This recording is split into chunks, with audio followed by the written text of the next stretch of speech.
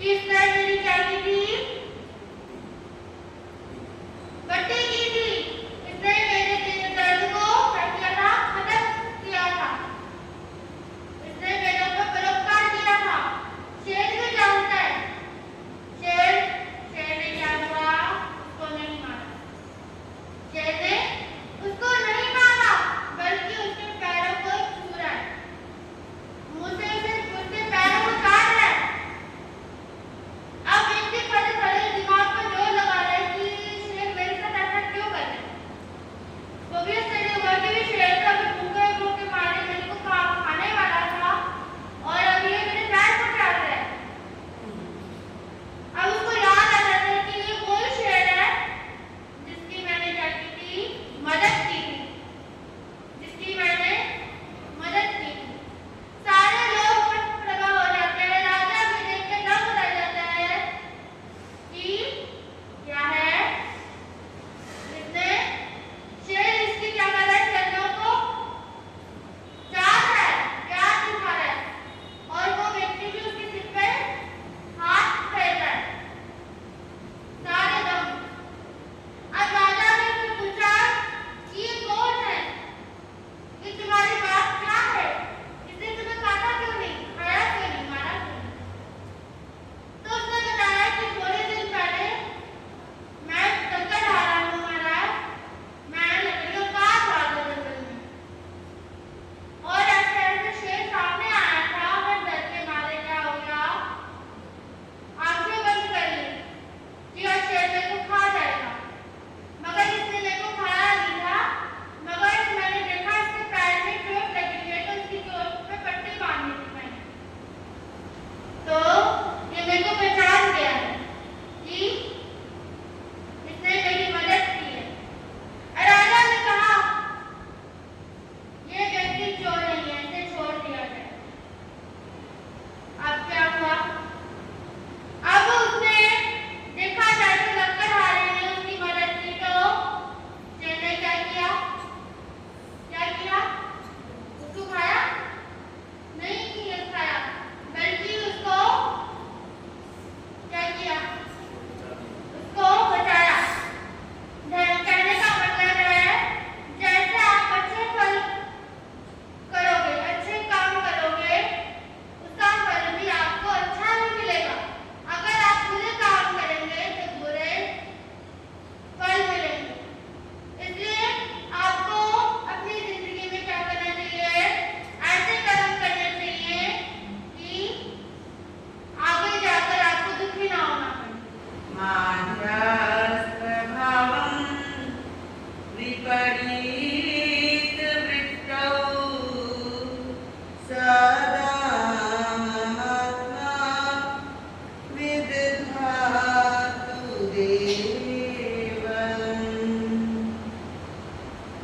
परम प्रभुवर जी मुझे निरलेप तारे दो।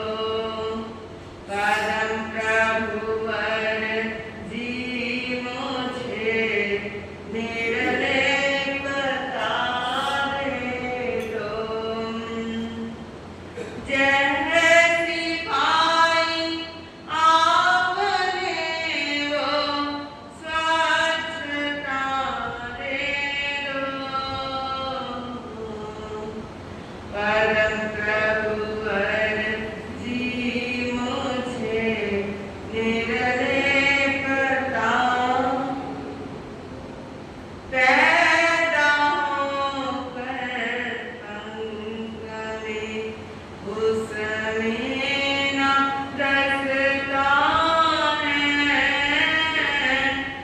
उसमें न रसता।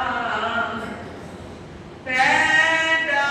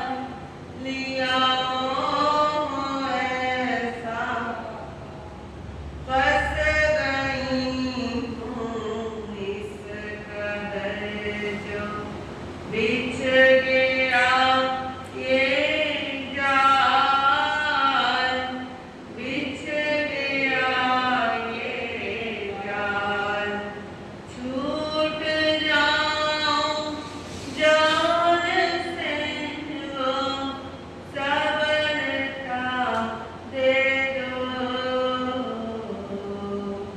पदम प्रभुवर जी मुझे निर्लेपता में अपनी है कभी लगता सब कुछ भ्रम, लगता सब कुछ भ्रम, सारी दुनिया अपनी है कभी लगता सब कुछ भ्रम, लगता सब कुछ भ्रम, चलती है चिंतन की धारा, भ्रम न होता कम, भ्रम न होता, बस तुम्हीं से जुड़ सकूं वो वास्ता दे दो। परम प्रभुवर जी मुझे निर्लेपता दे दो। परम प्रभुवर जी मुझे निर्लेपता, ना किसी भी चाह में खुद को फंसाऊं मैं, खुद को फंसाऊं मैं, ना किसी भी चाह में खुद को फंसाऊं मैं, खुद को फंसाऊं मैं, व्यर्थ की भ्रमणाओं से मन को हटाऊं मैं, मन को हटाऊं मैं, ऐसी मुझको आत्मा की लीनता दे दो। पदम प्रभुवर जी मुझे निर्लेपता,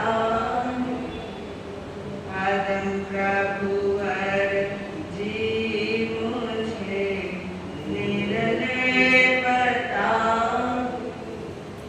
बोलिए श्री पदम प्रभु भगवान।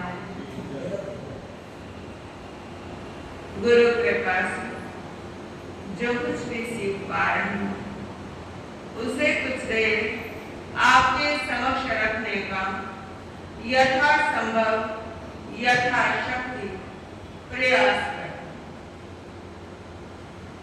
धर्म प्रेमी बंधुओं, माताओं एवं बहनों, विषय चल रहा है प्रभु महावीर के स्वास्थ्य शास्त्र। स्वास्थ्य किसे कहते हैं? जब हम स्व में स्थित होते हैं तब हम स्वस्थ होते हैं, यानी जब हम आत्मा में स्थित होते हैं, यानी जब हम अपनी चेतना में स्थित होते हैं, उस समय हम स्वस्थ होते हैं। यदि हमारा ख्याल किसी पर की ओर है तब हम उस टाइम हम स्वस्थ नहीं होते।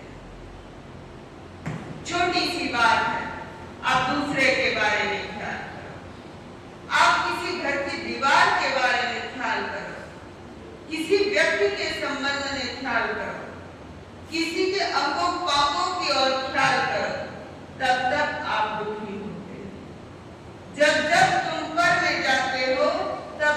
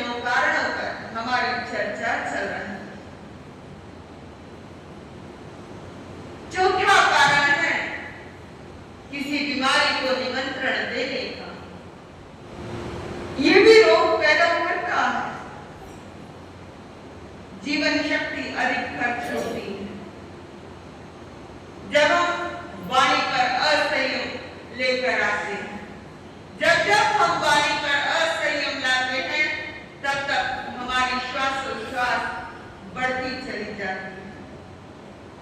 जैविक शक्ति के क्षरण के 3 मुख्य साधन हैं: आंख, वाणी और जननेंद्रिय। आंखों से हमारी एनर्जी बड़ी स्पीड से निकलती है, वाणी से हमारी एनर्जी बड़ी स्पीड से निकलती है, जननेंद्रियों से हमारी एनर्जी बड़ी स्पीड से निकलती है। आंखों से देखो, आपकी आंखें थकती भी हैं, आपकी मुंह थकता भी है बोलते बोलते, आपकी जननेंद्रिय थकती भी है। इसीलिए सूर्योदय के साथ सूर्यास्त का वर्णन आया है। दिन के साथ प्रकृति ने रात बनाई है, धूप के साथ प्रकृति ने छाया बनाई है,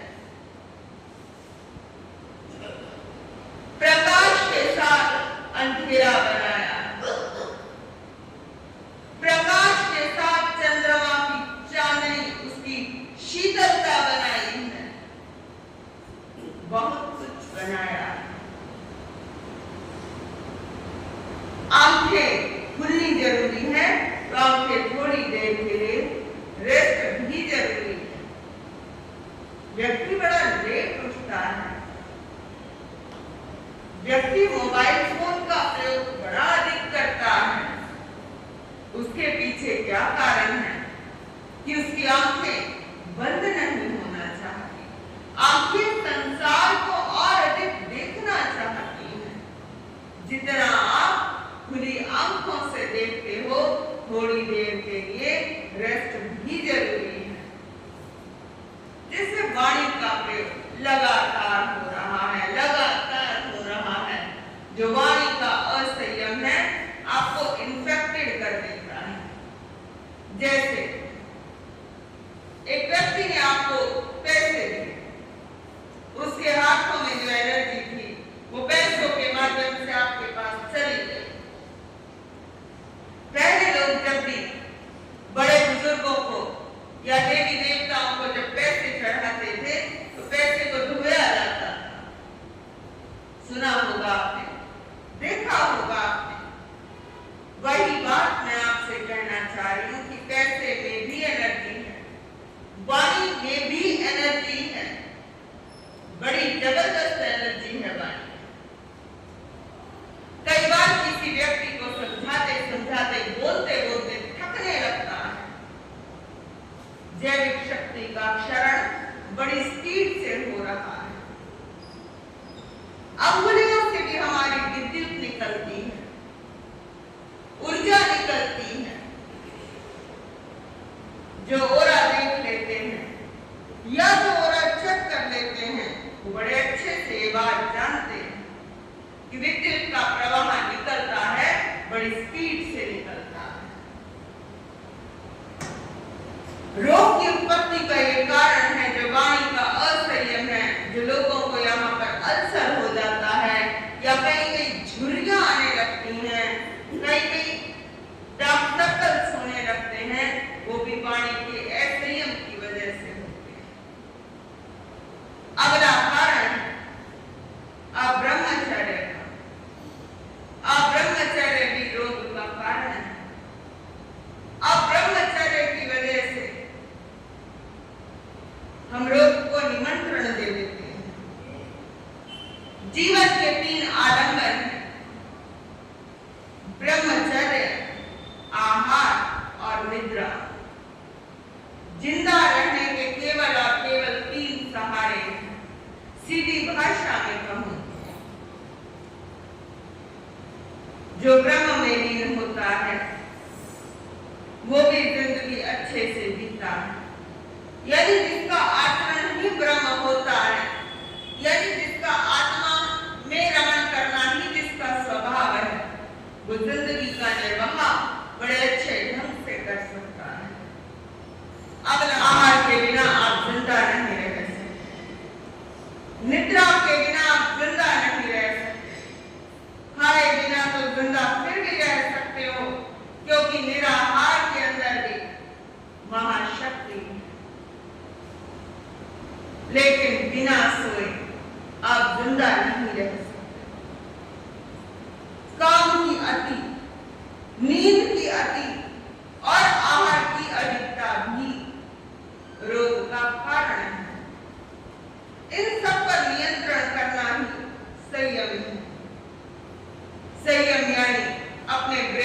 कंट्रोल करना। संयम यानी अपने मस्तिष्क पर नियंत्रण करना है। जिसका ब्रेन पर कंट्रोल होता है वो हेल्दी है, जिसका ब्रेन पर कंट्रोल नहीं है वो व्यक्ति अनहेल्दी है। यदि क्रोध प्रबल है तो आदमी बीमार बहुत जल्दी होता है। इसका कारण है कि इसके मस्तिष्क के अंदर तनाव गहरा है। मस्तिष्क में तनाव होने से जो हमारे सिर के अंदर नसें होती हैं, जिसे स्नायु संस्थान कहा जाता है, वो दुर्बल होता जाता है। जो मस्तिष्क की इम्यूनिटी है वो बड़ी कमजोर होती जाती है। आयुर्वेद कहता है कि क्रोध से पित्त का प्रकोप बढ़ता है। क्रोध से शरीर के अंदर एसिडिटी बढ़ती है। एक आम आदमी सोचता है कि जब हम भोजन करते हैं तो एसिडिटी शायद उस वजह से होती है, लेकिन आचार्यों ने शोध किया है कि क्रोध से पित्त का बड़ा प्रकोप बढ़ता है, एसिडिटी बढ़ती है, अल्सर जैसी समस्याएं बढ़ती हैं। हमारे डाइजेस्टिव ग्लैंड जिससे हमारा भोजन पचता है वो हिस्सा भी बड़ा वीक हो जाता है। अगर वो हिस्सा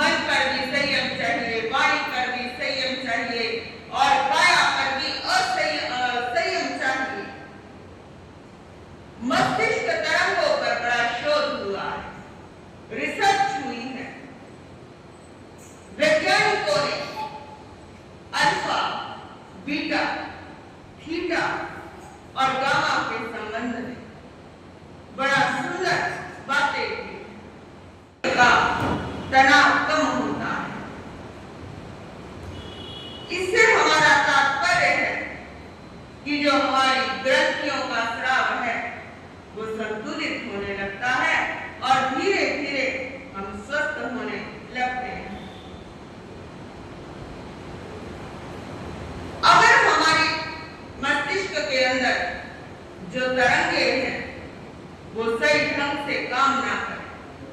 यदि हमारे मस्तिष्क की जो तरंगे हैं सोने के टाइम हमें सोने ना दे, जागने के टाइम हमें जागने ना दे, तो हमारी स्थिति बड़ी खराब हो जाती है।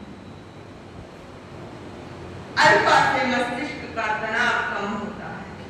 कुछ तरंगें ऐसी होती हैं जो हमें काम करने में सपोर्ट करती हैं।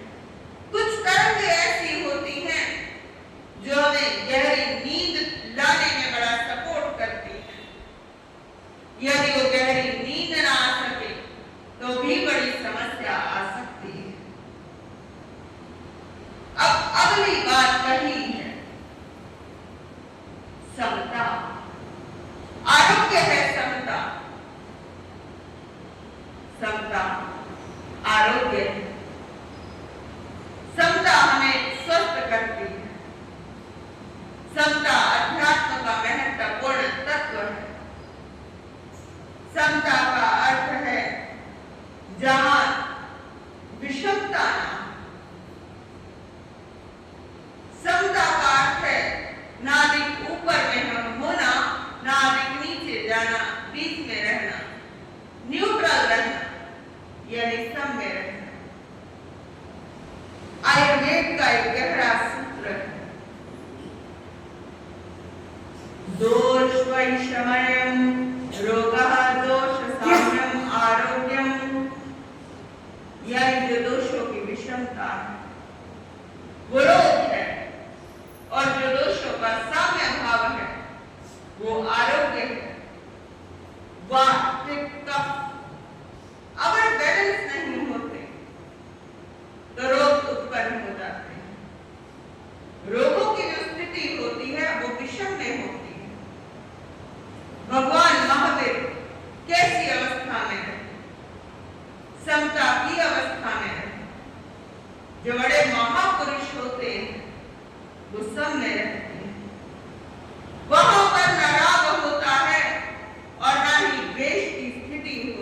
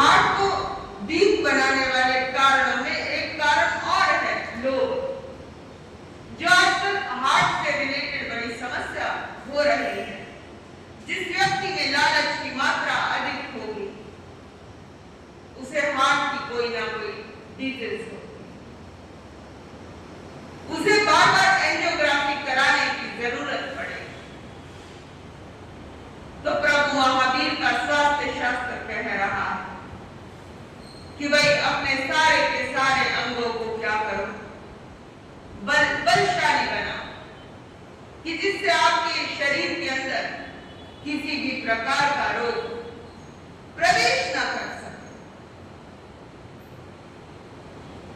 जो सभी संवेग होते हैं वो हमारे स्वास्थ्य को अस्त व्यस्त कर देते हैं। वे कहते हैं लहर का आना, और जहां पर संशय आ जाए, संशय यानी संदेह आ जाए, शक आ जाए, जहां पर शंका आ जाए, सारे के सारे संदेह हमें अस्त व्यस्त कर देते हैं। एक लहर आई, इतनी जबरदस्त लहर थी कि जहां पर सारे घर थे, मकान थे, पूरे के पूरे शहर को एक जबरदस्त वेग ने डुबो दिया। सुनामी आई थी, एक दशक हो गया होगा सुनामी आई, लगभग 10 बरस हो गए। क्या स्थिति पैदा कर दी और क्या माहौल पैदा कर दिया। अब सोचिए, जहां पर शंका का वेग आता है, शंका की लहर आपके खोपड़े में आती है, वो आपको अस्त व्यस्त कर देती है। जीवन शैली में यही तो चीजें इंपॉर्टेंट है कि जीवन शैली होनी चाहिए समता प्रधान, संतुलन प्रधान हो, उपशम प्रधान हो। उपशम से हमारा तात्पर्य है जो सब कुछ हमारा शांत कर, जो हमारे चित्त को शांत कर दे, हमारे शारीरिक, मानसिक और भावों को भी भावनात्मक ढंग से शांत कर दे, तभी हम कुछ रोगों से बच सकते हैं। जीवन शैली में यही तत्व इंपॉर्टेंट है सुखी और आनंदित रहने के लिए। समय आपका हो गया है आगे की धर्म चर्चा में से आने वाले समयों के साथ प्रभु महावीर का स्वास्थ्य शास्त्र सुनेंगे। बोलिए शासन नायक भगवान